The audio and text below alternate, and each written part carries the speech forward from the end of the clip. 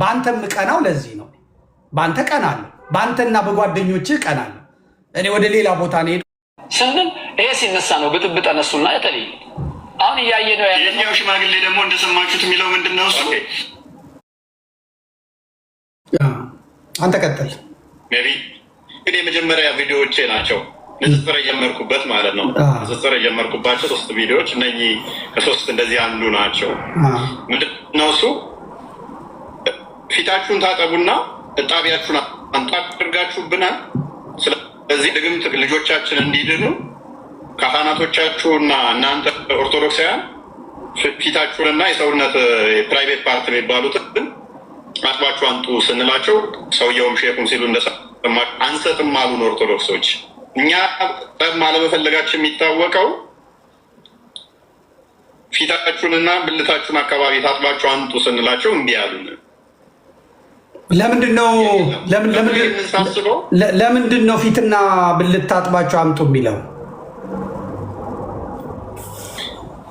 ልጆቻችን ሰነፍ ሆነዋል። ትምህርት ላይ ትምህርት እየወደቁ ነው። ስለዚህ የኦርቶዶክሳውያን ልጆች ጎበዝ የሆኑት መተት እያስደረጉ ነው።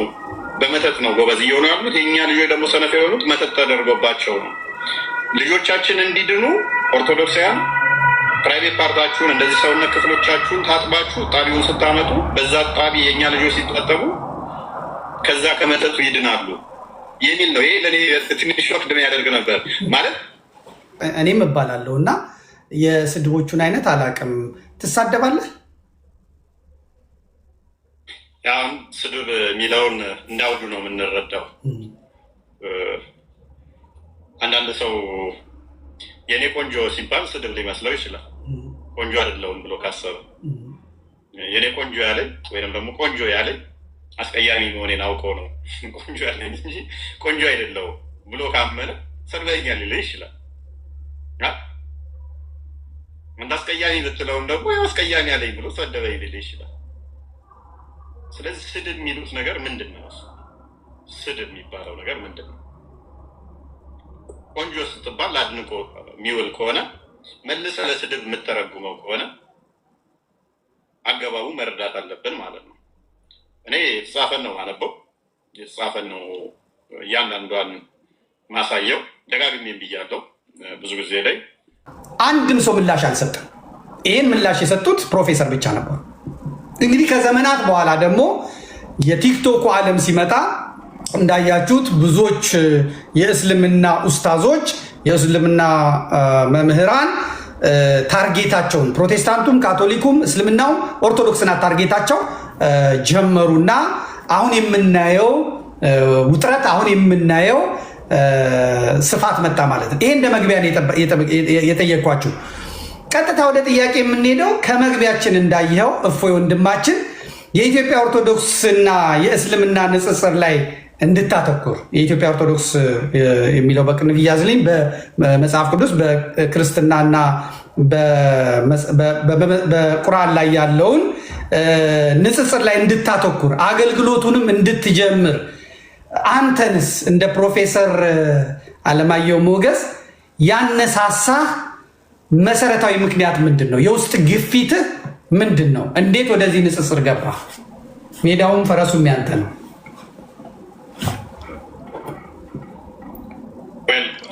አመሰግናለሁኝ። እንግዲህ አንተም እንዳልከው ብዙ ችግሮች አሉ። ምክንያቱም እነሱ ናቸው የጀመሩት ጨዋታውን፣ እነሱ ናቸው አስቀድመው የተጫወቱት ንጽጽሩን ዓለም እነሱ ጀምረውታል። ወደ እኛ ጋር ስንመጣ ግን ጉድለቶች ብዙ ነበሩ፣ ብዙ ጉድለቶች አሉ። ወደ እኔ ስንመጣ ግን የመሰረታዊ የመጀመሪያ እንዲጀምር ያደረገኝ ስልጤ ላይ የተከሰተ ክስተት ታስታውሱትን እንደሆነ ኦርቶዶክሳውያንን ከቱም ባሻገር ከንጽጽሩም በላይ የማጽዳት ስራ በሃይማኖቱ ታርጌት አድርጎ ጠንቋይ ናቸው፣ መተተኛ ናቸው የሚል ትረካ ነበረ። እሷ ነበረች ለእኔ ምክንያት የሆነች። ከእሷ ጋር በተያዘ ነው እንዴት ነው እሱ ኦርቶዶክሳውያን ጠንቋይ ናቸው የሚለው ነገር ብዙም አልተዋጠልኝም። ማለት እኔንም የሚመለከት ስለሆነ ማለት ነው። መልስ መስጠት ነበረብኝ። ጠንቋይ አይደለሁም መተተኛ አይደለሁም የሚለው እኔ ከታልና እዛ ስልጤ ላለው አካባቢ ብቻ ሳይሆን እኔ ከታይ ነው የትኛውም አካባቢ ያለ በኢትዮጵያም ከኢትዮጵያ ውጭ ያለም እንዲህ ናቸው ተብሎ ሲፈረጅ አይ አይደለንም ብሎ ምላሽ መስጠት የሁላችንም ግዴታ ይሆናል ማለት ነው። የሆነ ግለሰብ ብቻ አይደለም የተነካው፣ ዘሆል ተቋሙን ጭምር ነው። ኦርቶዶክሳውያን እንደዚህ ናቸው የሚል ንግግር ነበር የተነገረው እና አይደለንም የሚል ቪዲዮ ሰርች ነበረ። አጻፋዊ ምላሽ ግን ናችሁ የሚል ነው። እመን ናችሁ የሚል ነበረ። መነሻች ነበረች። ሜይ ቢ እዚህ ላይ ፈርዘር መሄድ ያስፈልጋል። ምክንያቱም ስትጀምሩ እንዴት ነበር የጀመርከው? መነሻ ይሄ ከሆነ በኋላ በተደራጀ መልኩ ምላሽ ወደ መስጠቱ የተገባው በምን መልኩ ነው? እንግዲህ ይሄ እንደ ግለሰብ ነው የጀመራችሁት። እዚህም ጋር ትናገረው ነበር፣ መስማት እንችላለን። እስቲ አጫውትልን ቴክኒሻን።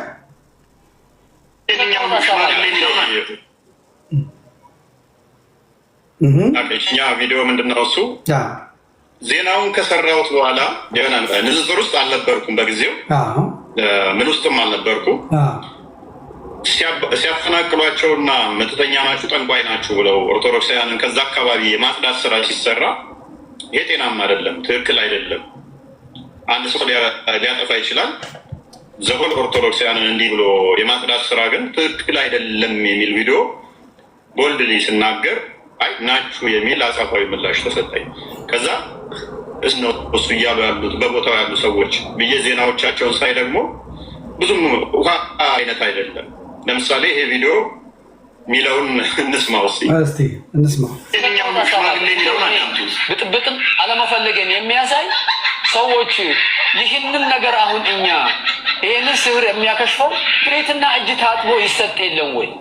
ይሄን ከሰጠን እኮ ይከሽፋል ስንል ይሄ ሲነሳ ነው ብጥብጥ እነሱና የተለየ አሁን እያየ ነው ያለ። የኛው ሽማግሌ ደግሞ እንደሰማችሁት የሚለው ምንድን ነው እሱ?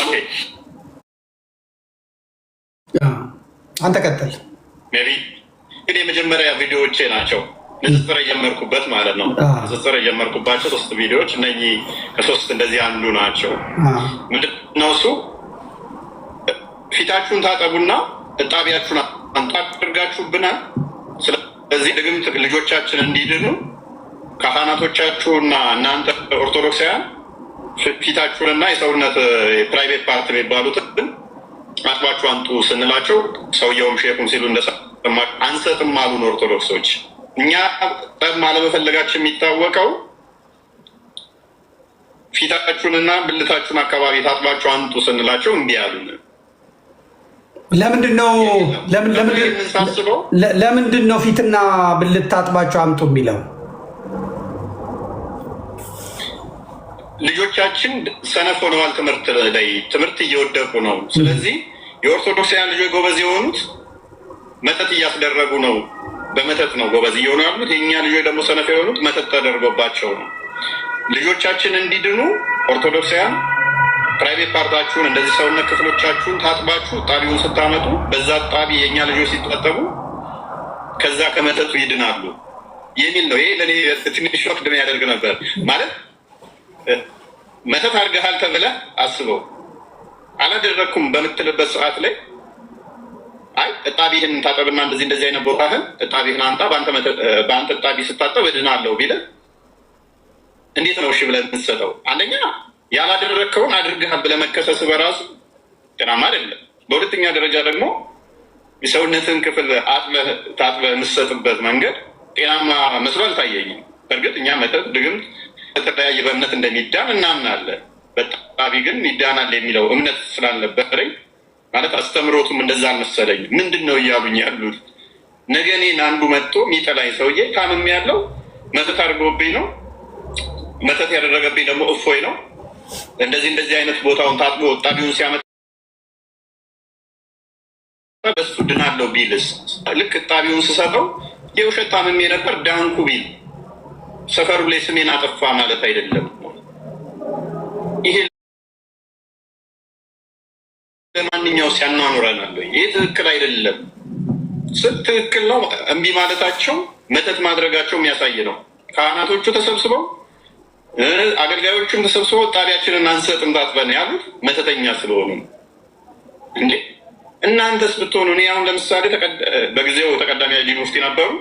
እሳቸው መተት አድርገውብኛል ጣቢያቸውን ያምጡ ብል ስድብ አይሆንም ወይ ለእናንተ?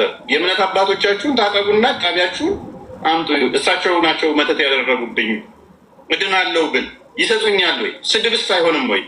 ኢቨን መስጠቱ በራሱ ቢሰጡስ ደግሞ አድርግ ያለው የሚልን ኮንፈርሜሽን አይሰጥም ወይ?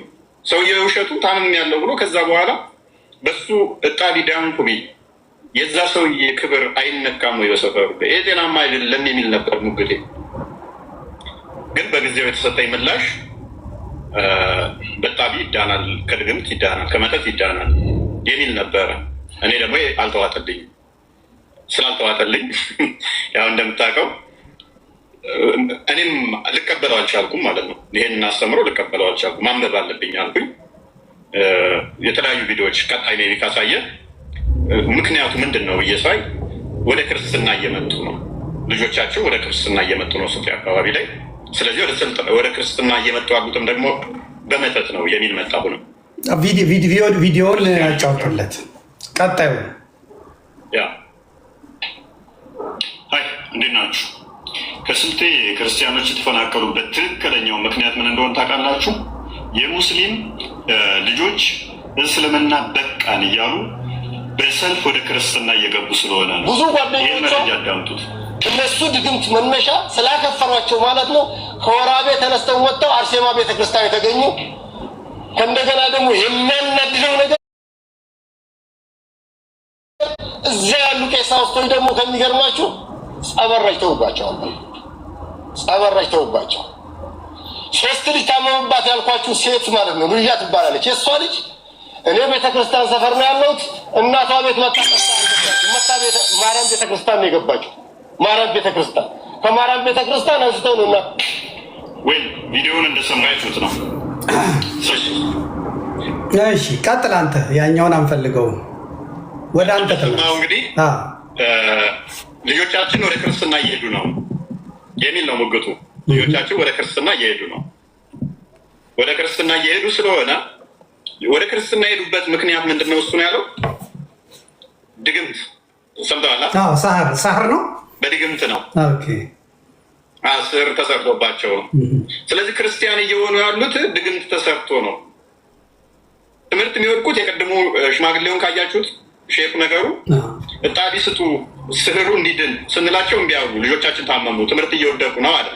ይሄድኛው ደግሞ ሆነ ያለ ክርስቲያን እየሆኑ ያሉት በድግምት ነው። ሁለቱም ውሃ የሚቋጥሩ ያሉ ማመክንያቸው ያነሱት ሙግታቸው ውሃ የሚቋጥሩ ያሉ። ከትምህርት መወድቀው ሰነፍ ስትሆን ነው፣ ሳታነብ ስቀር ነው።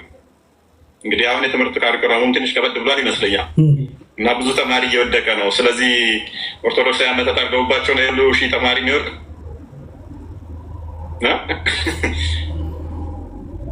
እንደ ሀገር አቀፍ ብዙ ተማሪ ይወድቃል። አሁን 12ኛ ክፍል ላይ ኦኬ። ስለዚህ እንደዛ ነው ብለን እንትን ማለት እንችላለን። የትምህርት ሚኒስቴር እንደዛ አድርጎ ነው። ካላነበብክ ወድቀህ ትችላለህ፣ በደንብ ካጠና ደግሞ ታልፋለህ። ስለዚህ ሙግቱ ብዙም አልተዋጥልኝም ነበር። ወደ ክርስትና የሚመጡት ደግሞ እንዳይመጡ የማሸማቀቂያ መንገድ በመተት ነው አለ። የሚታመሙትም በመተት ነው አሉ። እኔ በእስልምና ከዛ በኋላ ሳጠና ማንኛውም እምነት ህመም በአላህ ፍቃድ ነው የሚሆነው፣ አላህ ነው በሽታ የሚያመጣው ይላል። እንደዛ ከሆነ ታዲያ እንዴት ነው እሱ እኛ መተት አደረግን እኛ ሳመምናቸው ልንባል ምንችለው? ጥያቄ ፈጠረብኝ። ሀዲሳቸውን ሳነብ እንደዛ ነው የሚለው። ሌላኛው ደግሞ እንዳልኩ ወደ ሃይማኖት ሰው የሚመጣው ከመጣ በኋላ ጸበል ታመው ሊመጡ ይችላሉ። ሜይ ቢ ብዙ ቦታ ላይ አይተሃል ብዬ አስባለሁ። ጸበሎች ቦታ ላይ ሙስሊሞች በጣም ብዙ እህቶቻችን ይኖራሉ። በጣም ብዙ ናቸው ያሉት። እንደውም እነሱ ናቸው በዛ የሚፈወሱት። አይተዋል። ጸጥቃሪም፣ እንጦጦ ኪዳነ ምሕረትም፣ እንጦጦ ማርያምም፣ ሸንኮራ ዮሐንስም ስትሄድ ብዙ የእስልምና እምነት ተከታዮች ከክርስቲያኑ በዛ ሁኔታ አምነው ይጠመቃሉ፣ ይድናሉ፣ ስለታቸውን ሁላ ያስገባሉ። ድኛለሁ ነው ቁልቢ አንተ እንደውም ሐረር መራታ ነው ይትለኝ ቁልቢ ላይ ታዲያ ስለተዘው የሚሄዱት እነሱ አይደል? ብዛት ትክክል ብዛት ነው ያላቸው። ስለዚህ ይህንን ስታየው ሰው እምነት ቦታ መጥቶ ሊድን ይችላል። በየትኛውም ቦታ ላይ ጠበል መጥቶ ይረጫል። ካህናቶቹ አንተ ታመህ ሆስፒታል ታመህ ዶክተሩ ያንተ ስራው ምንድን ነው? ማከም ነው። እየደማህ መጥተህ ደምህን ካላቆመ ወይንም ደግሞ ለሞት እያልክ ኦክሲጅን አጥሮ ኦክሲጅን ካልሰጠ ዶክተር ሰው አለ።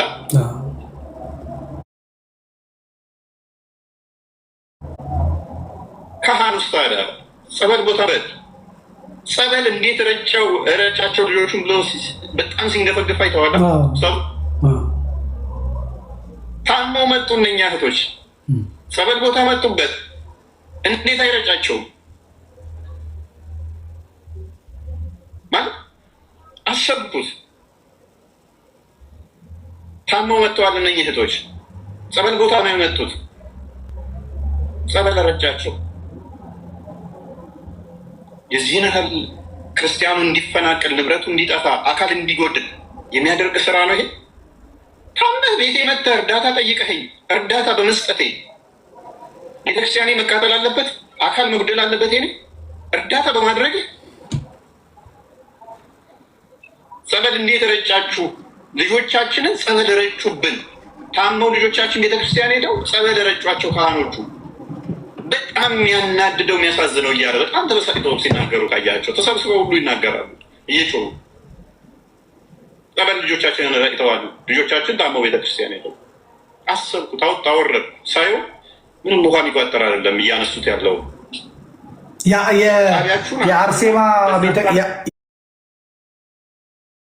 የአርሴማ ቤተክርስቲያን የተቃጠለችው በዚህ ምክንያት ነው። እጣቢያችሁን አንጡና በጣቢያችሁ ልጆቻችን ሲታጠቡ ይድናሉ ያሉ አካላት ጸበል ልጆቻችንን ረጩብን የሚለው ነገር አሁን ሊስማማልኝ አልቻለም።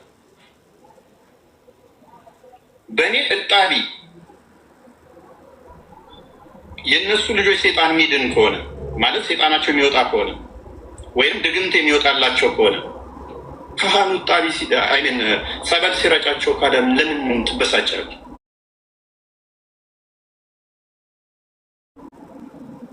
እንደው አያድንም ውሃው ምንም ትርጉም የለውም ብትልም እንኳን ኖርማል ውሃ ነው። በቃ እሽቶ ውሃ ነው። ውሃ ነው፣ ምንም ሊያደርግ አይችልም። ጣቢ ታጠብ፣ ሰውነትን ፕራይቬት ፓርቶችንም ጭምር ታጠብ አምጣና በዛ ጣቢ ልጄን አድናለሁ ያልከኝ አካል ጸበል ረጩብኝ ብለህ ልጆቼ ታመው እነሱ ጋር ሲሄዱ ጸበል ረጩ ብለህ እንዴት ልትበሳጭ ትችላለህ? ማለት አስረዳኝስ። ያው እኔ ሃይማኖት ወጣ በልና ኒቱራ ቅሎንና እጣቢህን አንጣና በጣቢህ የኔ ልጅ ይድናል ያልከኝ አካል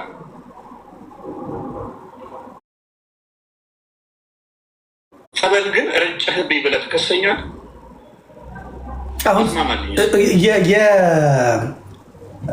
የቴክኒሽያን አዘጋጅልን የመጀመሪያዋን ይስሙት፣ ድጋሚ ሰው ይስማ፣ እየጠራ እንዲሄድ ማለት ነው።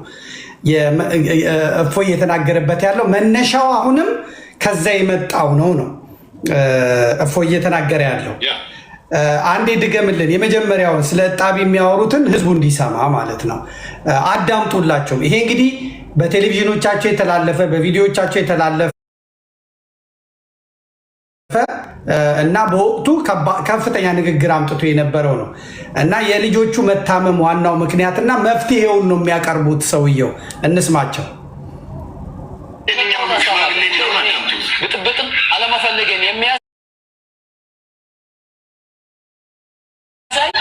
ሰዎች ይህንን ነገር አሁን እኛ ይህንን ስህር የሚያከሽፈው ብሬትና እጅ ታጥቦ ይሰጥ የለው ካከፈሩ ከዛ ቆሻሻ ይልቅ ይሄኛው ውሃ ነው። ኤችቶ በቃ ምንም አይነት ከብብትም ከብሽሽትም የሚወጣ አይደለም ነው የሚለው። እንስማው ይሄኛውንም ጥያቄ እና በቃን እያሉ በሰልፍ ወደ ክርስትና እየገቡ ስለሆነ ነው። ብዙ ጓደኞች ያዳምጡት። በእነሱ ድግምት መነሻ ስላከፈሯቸው ማለት ነው ከወራቤ ተነስተው ወጥተው አርሴማ ቤተክርስቲያን የተገኙ ከእንደገና ደግሞ የሚያናድደው ነገር እዛ ያሉ ቀሳውስቶች ደግሞ ከሚገርማችሁ ጸበራጅተውባቸዋል። ጸበራጅተውባቸዋል። ሶስት ልጅ ታመመባት ያልኳችሁ ሴት ማለት ነው ሉያ ትባላለች። የእሷ ልጅ እኔ ቤተክርስቲያን ሰፈር ነው ያለሁት። እናቷ ቤት መጣ ጠፍታ አልገባችም። መጣ ማርያም ቤተክርስቲያን ነው የገባችው። ማርያም ቤተክርስቲያን ከማርያም ቤተክርስቲያን አንስተው ነውና ይሄው ነው እንግዲህ ፍርዱን ለህዝብ ነው የምንሰጠው። በጨበጣ ባየር ላይ የሚመጣ ሳይሆን እንዲህ ያንተንም ማንነት ያንተንም አጀማመር ህዝብ እያወቀ እንዲመጣ ለማድረግ ከዚህ ውጭ አማራጭ ስለሌለ ማለት ነው። ይሄ መልካም እድል ስለሆነ ነው። በዛው ቀጠልክበት። ትክክል አይደለም ብለህ ያ ትክክል አይደለም ብዬ በዛው ተቃውሞዬን ቀጠልኩኝ። ምክንያቱም እንደዚህ አይነት ነገር የሚዋጥ ስላልሆነ ለማንም ይዋጥ ስላልሆነ ማለት ነው። ትክክል አይደለም የሚለው አቋሜን ያስኩኝ ማለት ነው። ከዛ ግን አጻፋዊ ምላሽ ትክክል ነው የሚል እነሱም ደግሞ ቦልድሊ ትክክል ነው የሚል ነበር ሙግታቸው። እኔም ደግሞ በዛው መልፋት ጀመርኩ ማለት ነው። በዚህ ውስጥ ግን ምን ማድረግ ጀመርኩ? ማንበብ ጀመርኩኝ። ሳነብ ለካ ተጣጥለህ ዕጣቢን መስጠት ያንን ያድናል የሚል አስተምሮ አለ በእስልምና። እዚህ ላይ አስቀድሜ የሆነ ጠንከር ያለ ሀሳብ ሰንዝር ያለውኝ አምላካችሁ በእኛ ዕጣቢ ነው ወይም ያድናችሁ? የኔ ዕጣቢ ለምን ያስፈልገዋል? እናንተ ከልግንት ለመዳን የኔ ዕጣቢ ነው ወይም ያስፈልጋችሁ? እንዱ አድኑ ወይ በአምላካችሁ አድኑ፣ አምላካችሁ አድኑ፣ አምላካችሁ የሚያድን ከሆነ የኔ ዕጣቢ ሆን ይሰራላችሁ የሚል ሙግት ማንሳት ጀመርኩ ማለት ነው። ይህም ጊዜ እነሱም ጠንከር ያለ ምላሽ መስጠት ጀመሩ ማለት ነው። ከዛም አንበብ ጀመርኩ። ሳነብ ደግሞ ዕጣቢ እንደሚያስፈልግ አሁን ገባኝ ማለት ነው። ኦኬ እንደዛማ ከሆነ ይሄ አስተምሮ ትክክል አይደለም ወደሚል እንትን ውስጥ ተቃውሞ ውስጥ ገባው። ፕላስ ደግሞ ማንኛውም ሙስሊም ሲወለድ ጀምሮ ሴጣን ይነካዋል የሚል አስተምሮ እንዳላየውኝ ከኢሳና ከሜሪያም በቀር ሁሉም ሴጣን ይቆራኘዋል። ሁሉም ሴጣን በደም ውስጥ ይዘዋዘዋል። በደም ስር ውስጥ ሁሉም አለ። እንደዛ ከሆነ ለምንድን ነው ሴጣን ለማስማት እንደምትሉት? ማንኛውም ሰው ሁሉም ሴጣን ካለበት ተብሎ የሚታመን ከሆነ ድግምትማ እንደዚህ አይነት ነገሮች የሴጣን ስራ ከሆኑ አስተምሮቱ ራሱ ሴጣንን ኢንቫይት ያደረገ ስለሆነ የሚጋብዝ ከሆነ በቃ ምንም እኛን መውቀስ የለባችሁ አስተምሮቱ ችግር ነው የሚል ሀሳብ ውስጥ ገባው። እዛ ውስጥ ያንን እያነሳው አንዳንድ እንትን ሙግት ውስጥ ገባው ማለት ነው። ይህን ጊዜ እነሱም ጠንከር ያለ ምላሽ መስጠት ጀመሩ። እኔም ማንበብ ጀመርኩ። በዚሁ ቀጠልን ማለት ነው። የሚገርም ነው። ስለዚህ መነሻው ይሄ ነው። በቃ ማንም እንዲያውቅልን የምትፈልገው ይሄ ነው። እንቀጥልና ፕላትፎርሙ እንግዲህ ተፈጠረ። በፊት ፌስቡክ ነበረ፣ ከዛ በፊት ነበረ፣ አሁን ቲክቶክ መጣ። ወደ ቲክቶኩ ዓለም ተቀላቀልክ። በዚህ በቲክቶኩ ውይይት ላይ ከመጀመሪያው ጀምሮ ስትመጡ እንግዲህ ወደዚህ ውይይት ገባችሁ። ከነዛም አካባቢ ጠንከር ያለ ጥያቄ መምጣት ጀመረ። እናንተም ማንበብ ጀመራችሁ። የላከህ አካል አለ ግፋበት፣ በዚህ በኩል እኛ እንረዳሃለን ያለህ ተቋም አለ? ከኦርቶዶክስም ይሁን ከፕሮቴስታንትም ይሁን ከካቶሊክም ይሁን ከክርስትናው ዓለም በተቋም ደረጃ ይሄንን ያንተን ሙግት ይዞ የመጣለ? ምክንያቱም ከዛ አካባቢ በተደራጀ መልኩ ስለሆነ የሚመጣው። ከዚህ አካባቢ ወደ ቲክቶኩ ዓለም ከገባ በኋላ ምን ገጠመህ? ምንድነው ፈተናዎች የመጡት? የመጀመሪያው አካባቢ እንዴት ነበር? መሀል ላይ እንዴት ነበር? በኋላስ እንዴት ነበረ? በዚህ አካባቢ የገጠሙህን ነገሮች እስቲ ንገረን፣ ከተቋማቱ ጋር አያይዘ ማለት ነው። ምክንያቱም ብዙ ሰዎች ነፃ ማውጣት አለብህ፣ ወይም ደግሞ ያሉትን ምስጋና ማቅረብ አለብህ፣ ክሬዲት መስጠት አለብህ። ያደረጉህም ካሉ ወረቀት ሰጥተው ማህተም መጥተው ልጃችን ነው ብለው የላኩ ካሉ፣ አንተ አሁን አመጣጥህን እየነገርከን ነው። የራስህ ነው፣ በራስህ ነው የገባሁት ነው የምትለው። ግን ካለ ደግሞ መታለፍ ስለሌለባቸው እድሉን እሰጥሃለሁ። ያ እንግዲህ ከዛ በኋላ ምንድነው በዚህ ውስጥ ይሄ ነገር ተጀመረ።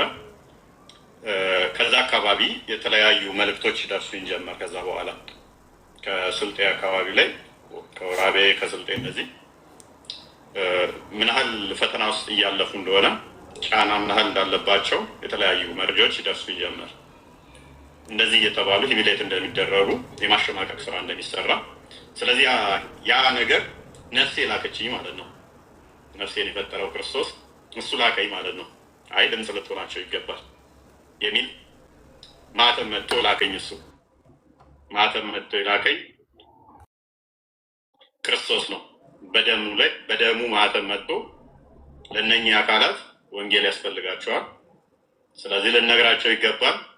ልክ ያለው አለኝ ማለት ነው። ስለዚህ የእሱ ማህተም አለብኝ። ስጠመቅ ቅዱሱን መንፈስ የሰጠኝ እኔም ደግሞ እንድመሰክርለት ግዴታ ሆነብኝ ማለት ነው። ባለማወቅ አጋንንትን ጋብዘው አይ እጣቢያችሁን አንቱ አጋንንትን ለማውጣት የሚሉ ስሙ አጋንንትን እንደሚያርድ አጋንንትን እንደሚያባርር የእሱን ስም ማስታወቅ እንዳለብኝ ተሰማኝ ማለት ነው። ስለዚህ ትልቁን ክሬዲት የሚወስደው የላከኝ ክርስቶስ ይሆናል ማለት ነው። ከግለሰቦች ጋር በተያያዘ ግን ከሰዎች ጋር በተያያዘ ከሆነ ምንም ማቀውም ነገር አልነበረም። ለመናገር ማለት እንደዚህ ንጽጽሩንም እንደዚህ ማቀው ነገር አልነበረም። የለም ከሰው ጋር እንደዚህ የለም፣ ምንም የለም። ረንደምሊ ያቺ ክስተት ብቻ ነች ወደዚህ ውስጥ የከተተችኝ። የንጽጽር ትምህርት እንግዲህ ቀላል አይደለም። በተለይ ማለት ነው ከክርስትና ወገን የራሱን የሆነ እውቀት ያስፈልጋል። ከእስልምናውም ወገን ደግሞ ማወቅን ይጠይቃል። ማለት ሃይማኖታዊ ውይይቶች ከባድ ስለሆኑ ማለት ነው። ለአንተ እንዴት ቀለለህ ታዲያ? ከዛ በኋላ እንዴት ይሄ ነገር ቀለለህ? ምክንያቱም በዚህም የቤተክርስቲያን ትምህርት አለህ ወይም ደግሞ በዚያ የቁርአን ትምህርት አለህ፣ በእነሱ የሚሰጥ ትምህርት አለ። እነሱ ካሉ መልካም፣ ከሌሉ ግን እንዴት ነው የቀለለ? ብዙዎች አንተ ጋር ሲመጡ እያየናቸው ነው፣ የምናየው የምንመለከተው ነው። አንተም ደግሞ በዚህ ላይ በጣም ያነበብክ የጠለቀ እውቀት ያለህ ነው እና የምትመስለው። እንዴት ቀለለ ታዲያ ከዛ በኋላ ያሉት ሁኔታዎች? እንዳልኩ ነው ያስጀመረኝ እሱ ስለሆነ የቤተክርስቲያን ትምህርት እንኳን የለኝም፣ የቤተክርስቲያን ትምህርት የለኝም። ያስጀመረኝም እሱ ስለሆነ የመራኝም እሱ ነው። ዩኒቨርሲቲ ላይ ሆኜ የተወሰነ ለማንበብ ሞክሬ ነበር። እስልምና ምንድን ነው የሚለውን የሆነ ሰዓት ላይ ወጣት ሆነ ትንሽ ከፍልስፍናውም ከተለያየ የማየት እንትን ነገሮች አለ አይደለ? እንደዛ የተወሰነ ሞክሬ ነበር። ግን በጊዜው በቃ እስልምና ተቀድሞ ይቀመጥ ብዬ አለፍኩት ነበር። አነበብኩት። ከሳይንስ ጋር አብሮ ይሄዳል እስልምና ምናምን የሚባል መፈክር አለ እና ሳይንስ ነገር ትንሽ ይማርከኝ ስለነበረ ከሳይንስ ጋር ማካሄደስ ይሄ ነገር ማንበብ አለብኝ ብዬ ሳየው አያበላም፣ ሳክስ ነው እንዳለ ውሸትም። ከዛ አይ በቃ እዛው እንደተከደነ ይቀመጥ ብዬ አለፍኩት። ካለፍኩት በኋላ ያቺ ነገር ነበረች በጊዜው እንደ እርሾ ማለት ነው። ዩኒቨርሲቲ ላይ ትንሽ እንትን ብያ ኦልሞስት 1 ዓመት ያህል የተወሰነ ወጣ ገባ እያልኩ አይቼው ነበረ፣ ግን ትቼው ነበረ። ከዛ በኋላ ግን አሁን ይህንን ከተጀመረ በኋላ ግን በጊዜው እንደውም አንብቤው ራሱ ዩኒቨርሲቲ አልገባ ያለኝ ራሱ ክርስቶስ ጋይድ አደረገኝ፣ መራኝ ማለት ነው። አነበብኩት፣ ወዲያውኑ የተረዳሁት እስልምናው ኮንሰፕቱ በደንብ ተገለጸልኝ። ምን ያህል ስህተት እንዳለው በደንብ ነው የተረዳሁት።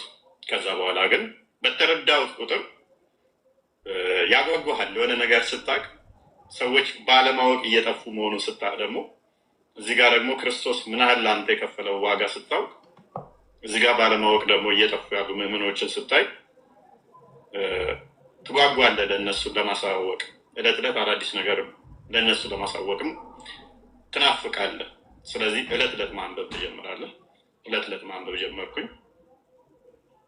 በዛ ውስጥ ከፍ እያለ መጣ ማለት ነው። ወደ ላይቭ መግባት አስቀድሞ ቪዲዮ ነበር የምንመላለሰው። ከቪዲዮ መመላለስ እነሱ የሚመልሱልህ አለ። እኔ ማነሳቸው ነጥቦች ይኖራሉ፣ እነሱ ይመልሳሉ። እኔ ማነሳቸው እነሱ የሚያነሱት ይኖራሉ። እንደዛ እየተመላለስን በዛ ውስጥ ቀጠልን ማለት ነው። እስከዛ ውስጥ ንጽጽር የሚሰሩ ልጆችንም ምናምን አላውቅም፣ እውነት ለመናገር ነበረ ዝም ብዬ ነበር ቪዲዮ የምመላለሰው። ልጆች ሌሎች መኖራቸውን ምናምን አላውቅም። ማስፈራሪያዎች ምናምን በጣም ይመጣሉ። የኛዎቹ መረተው እንደዚህ አይመለስም ምናምን ይሉኛል። ንዝስር የሚሰሩ ናቸው። አክቹዋሊ አሁን ላይ ነው ያወቅኳቸው። በፊት ላይ አላውቃቸውም። በውስጥም መጥተው ትክክል አይደለም እያደረግክ ያለኸው፣ ቪዲዮን አጥፋ፣ ፎቶን ደብቅ ምናምን ይሉኛል። ምንድን ነው የሚሉኝ? ኢትዮጵያ እየኖርክ ኢትዮጵያ ወይ ለምንድን ነው እሱ በርበሬ እወዳለሁ፣ በርበሬ በልተህ ቆፍጠን ትላለህ። እና ማለት እውነት የሆነ ነገር እያወራሁ የምደበቀው ሌባ ነው የሚደበቀው። ፈረው ምንድን ነው የሚያስፈራኝ? አልዋሸሁም። መጽሐፉን ያነበብኩት እና ተደበቀ፣ ፊትህን ደብቅ፣ ቪዲዮ ደብቅ ምናምን ሲሉ ምን ማለት ነው ይሄ ነገር? ብዙም አይገባኝም ነበረ። በኋላ ላይ ነው የተረዳሁት። በሚገርም ሁኔታ ይሄ የንጽጽር ትምህርት በውጭ ሀገር የተለመደ ነው። እንግሊዝ አካባቢ አንድ ፓርክ አለ። እዛ ውስጥ ማንኛውም ሰው ሄዶ ሲፈልግ በፖለቲካ ሲፈልግ በሃይማኖት ከዛ ውጭ አይችልም። ከዛች ፓርክ ውጭ ከዛ ውጭ አይችልም። ዲቤቶችን እናያለን፣ ክርክሮችን እናያለን። አብዛኛዎቹ ደግሞ በዚህ በንጽጽር ስራ ላይ የሚሰሩ ክርስቲያን ከእስላም ጋር ሆነው የሚሰሩ በአብዛኛው ከእስልምና የመጡ ሰዎች እስልምናውን ስለሚያውቁት መልሰው ክርስቲያን ከሆኑ በኋላ ቻሌንጅ ለማድረግ አይከብዳቸውም። የኖሩበት ስለሆነ ስህተቱንም መልካም ጎኑንም ስለሚያውቁ ማለት ነው። በኢትዮጵያ ግን በዚህ በኦርቶዶክሱም በፕሮቴስታንቱም አካባቢ የተለመደ አይደለም፣ ከቋንቋም አንጻር ማለት ነው።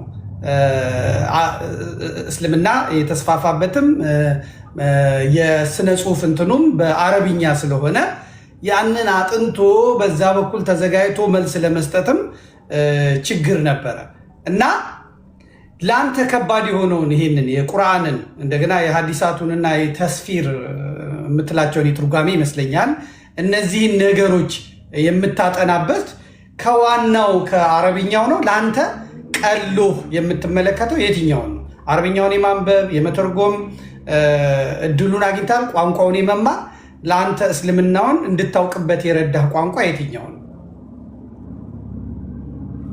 ያ ቋንቋውን ለማወቅ እንግዲህ አስቸጋሪ ነው።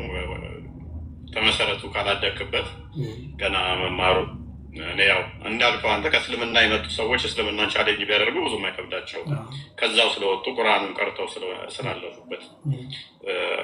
እኔ ወረዲ በፊት ክርስትና ውስጥ ስለነበርኩኝ ወደ እስልምናውን ተስትል አማርኛውም አይገባህም። ባይዘይ አማርኛውን ቁርአን ብታነበው ራሱ አትረዳው ምንድን ነው እያለ የሚለው።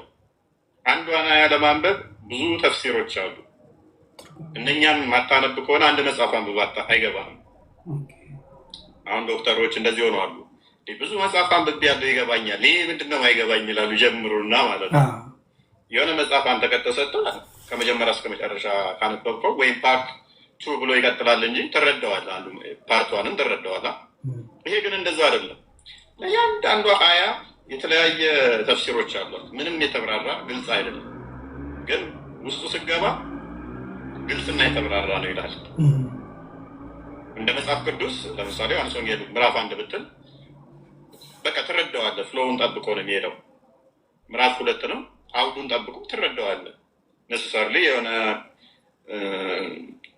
እንትን አያስፈልግም፣ ትርጓሜ ምናምን ብዙም ሳጥር ትረዳዋለህ ብዛት። ቁርአኑ ግን እንደዛ አይደለም። እያንዳንዱ አይገባህም ምን እንደሚል። ስለ አበበ ጀምሮ ስለ ጫላ ይቀጥላል። ስለ መሐመድ እያወራ ስለ ሙሴ ይቀጥላል። ቁጥር 1 ስለ ሙሴ ነው እያወራ ያለው፣ ቁጥር 2 ደግሞ አበበ ምንድን ነው የሚለው ትላለህ። ስማቸው ወደ ላይ ጠቅስ ይችላል። አንተ ነብይ ወይ እንደዚህ እንደዚህ እንደዚህ ይላል። ማን ነው ያ ነብይ? አይታወቅም፣ ስሙ አልተጠቀሰም።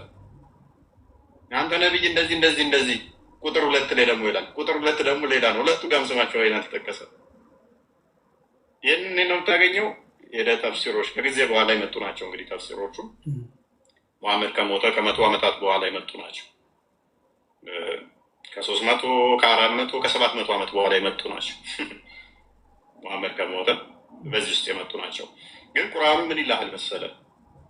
ግልጽና የተብራራ ግልጽ ነው። ለሁሉ ነገር ምላሽ ያለው የተብራራ ነው ይላል። ስታነበው ግን ምንም ግልጽ አይደለም።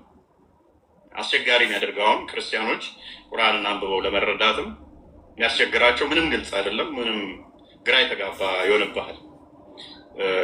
ሙሐመድ እንደውም በሀዲስ ላይ ሲናገር ቁርአን ከወንጌል ይልቅ 7 እጥፍ ግልጽ ነው ይላል። አሁን ኤክስፔክት የምታደርገው ከወንጌል 7 እጥፍ ከሆነ ግልጽ ከሆነ የምን ሙፈሲር የምን ተፍሲር ዝም ብለን ብታነበው ይገባል ነው ይመስላል። 7 እጥፍ ግልጽ ነው ይላል። ከዘቡር ወይም ደግሞ ከመዝሙረ ዳዊት ምን ያህል ግልጽ ነው ቢል ጥሩ መሰለ? 10 20 50 ሰው ይጠብቃል፣ 100 ይጠብቃል። 200 እጥፍ ግልጽ ነው ይላል። 200 እጥፍ ግልጽ ከሆነ ከመጽሐፍ ቅዱስ በቀላሉ አንብበው የምትረዳው ነው ይመስላል። ስታነበው ግን እንደዛ አይደለም፣ ግልጽ አይደለም። ስለዚህ የግዴታ ምንድነው ተጨማሪ መጽሐፍ እንትሮችን ሪፈር በዛ ጉዳይ ላይ ሪፈር ማድረግ ይኖርባል ማለት ነው ሞሮፍ። ስለዚህ እኛ የምንጠቀመው ምንድነው እንግሊዘኛውን ነው። እንግሊዘኛ እሱን በብዛት ልጠቀም ነበር። አንዳንድ ግን አስፈላጊ የሆኑ ደግሞ አረብኛ እንደምትሆኑ አንዱ ልጆች ታማክራለህ። ይሄ እንዴት ነው ሌላ ትርጉም ሊሰጥ ይችላል፣ በሌላ ሊተረጎም ይችላል የሚለው እጠይቅ ነበር። በእንደዚህ አይነት ሁኔታ ነበረ ለመረዳት ማደርገው ማለት ነው። በጣም የሚገርም ነው። አድማጭ ተመልካቾቻችን ይህ ነጭ ነጯን ከዘመዴ ጋር የሚለው ሳምንታዊው በዘመድ ቲቪ የሚተላለፈው መርሃ ግብራችን ነው። እንግዳችን እፎይ ይባላል። እስካሁን ጥያቄዎቹና መልሶቹን በሚገባ እያስኬደ ነው ያለው። እንዴት እንደጀመረ እንዴት እንደመጣ ተናግሯል። የላከውም እንደሌለ በራሱ እንደተነሳ ከዛም በኋላ ወደዚህ እንደደረሰ እንደሰማችሁት እየመጣ ነው ማለት ነው።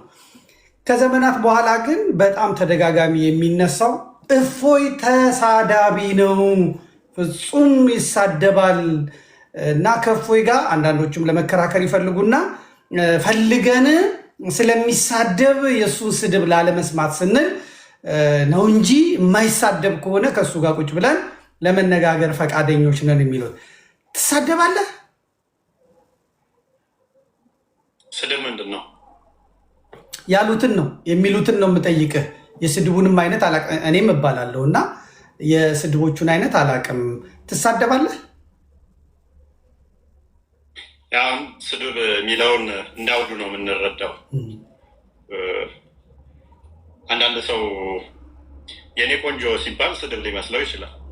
ቆንጆ አይደለሁም ብሎ ካሰበ የኔ ቆንጆ ያለኝ ወይም ደግሞ ቆንጆ ያለኝ አስቀያሚ መሆኔን አውቆ ነው ቆንጆ ያለኝ እንጂ ቆንጆ አይደለሁም ብሎ ካመነ ሰድበኛል ሊልህ ይችላል።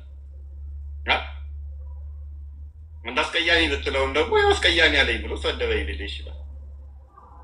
ስለዚህ ስድብ የሚሉት ነገር ምንድን ነው? ስድብ የሚባለው ነገር ምንድን ነው? ቆንጆ ስትባል አድንቆ የሚውል ከሆነ መልሰህ ለስድብ የምተረጉመው ከሆነ አገባቡ መረዳት አለብን ማለት ነው። እኔ የተጻፈን ነው ማነበው፣ የተጻፈን ነው እያንዳንዷን ማሳየው። ደጋግሜም ብያለሁ ብዙ ጊዜ ላይ እንደዚህ አይነት ነገሮች ሲነገሩ ነበር። አሁን ላይ ኦልሞስት ነፍሶባቸዋል። እፎይ ይሳደባል የሚለው ነፍሶበታል። በፊት በማስ ይህንን በማጮህ ሰዎች ለእኔ ጆሮ እንዳይሰጡ የሚደረግ ፕሮፓጋንዳ ነበረ። እፎይ ይሳደባል የሚል ማለት ነው። በእርግጥ ስድብ ከተባለ እንግዲህ አስቸጋሪ ፓርቱ ምንድን ነው እንለዋለን። ሀዲሱ ላይ እና ቁርአኑ ላይ ያለው ያ ነገር ስድብ ተሳደባችሁ የሚያስበለን ከሆነ ማለት ነው። እንግዲህ ስታነበው ስድብ ይመስላል።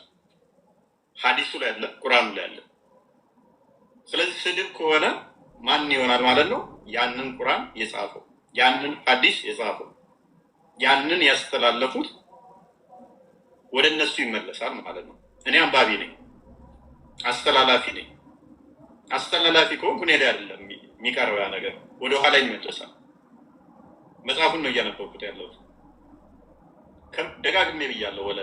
ከምተነፍሳት ውጭ እስከ ዛሬ የተናገርኩትን ነብያችሁ ካልተናገረው እቀጣለሁ። አንድ ሰው ማምጣት አልቻለም።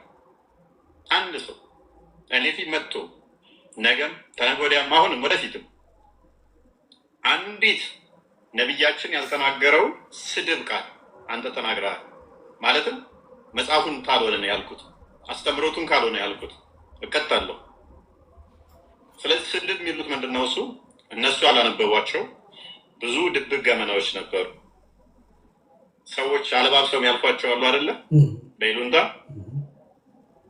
እኔ ግን መጽሐፉ ላይ እንዳለው ሳላለባብስ ሳልሸፋፍን አነበዋለሁ። ያንን ባለጌ ሆኜ ሳይሆን ሰዎች መማር ስላለባቸው ነው። እኔ እንደ ማንኛውም ኢትዮጵያዊ የሀገሪቷንም የሃይማኖትም ባህልና ወግ አለን አይደለ? ያንም ማቅ ነኝ። እሴታችንን ማክበር እንዳለብኝ የማቅ ነኝ። አንዳንዴ ግን የምትገደድበት ነገር አለ። የምትገደድበት እንድታነበው የምትገደድበት ሲቹዌሽን ይመጣል። አንተ ሆነው ሳይሆን መጽሐፉ የምታነብ ማንበብ ያለብህ ጊዜ ይመጣል። ምን ታደርገዋለህ? እንደዛ አይነት አጣብቂኝ ስጋው ስታነበው ያችን ነገር ይቆርጧትና እፎይ ተሳዳቢ ነው ይላሉ። ሐዲሱ ላይ አለ እኮ መጽሐፉ ላይ እኮ አለ። እዛይ ፓርት ላይ አንተ ስትናገራት የነበረችዋን 10 ሰከንድ ማበልጥ ቆርጠዋታል። አንተ መጽሐፉን ነው እያነበብክ ያለው። አስቸጋሪ ያደርግብሃል። አሁን የሚያስገድድህ ምንድነው? መጽሐፉን ማንበብ አለብህ። መጽሐፉን ስታነበው ደግሞ ስድብ ነው ይሉሃል። እነሱ አላወቁትም ማለት አንተ አወቅከው ማለት አንተ ባለጌ ነህ፣ አንተ ተሳዳቢ ነህ ማለት አይደለም። መጽሐፉን አለማወቃቸው ነው ተሳዳቢ እንድትባል ያደረገ። አንተ ቴሌቪዥን ፕሮግራም እንትነከ 1 ዓመት ሞላኝ አልክ። እኔ እንግዲህ አሁን 3 ዓመቱ ሞላኝ። ዋርካው ዘመዴ አይ ቲንክ በፊት ንጽጽር እስልምናው ላይ አንተ ምን ትንትል ነበር? የኔ አይደለም በእኔ ስም ነው እንጂ የኔ አይደለም። ያንተ አይደለም? የኔ አይደለም። አዎ የኔ አይደለም። ፌስቡክ ላይ ግን ትጽፍ ነበር። አይ ነበር እኔ ዘመድኩን በቀለ በሚለው 670 ምናምን ሺህ ነበረኝ። አንዳንዴ ሲበዛ